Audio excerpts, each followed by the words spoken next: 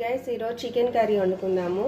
Chicken, కొబ్బరి పాలు, టమాటా, chilli, కొత్తిమీర, ఆనియన్, అల్లం వెల్లుల్లి ఇచ్చుకొని ఆయిల్ పోసుకుందామండి.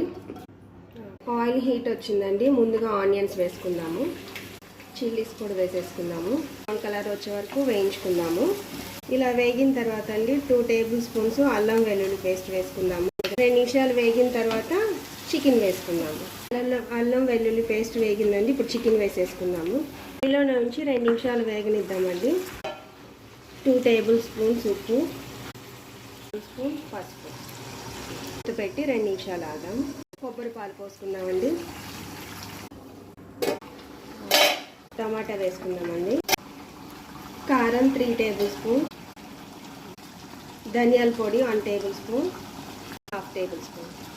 ఫైనల్గా కొత్తిమీరతో గార్నిష్ చేసుకుందాం.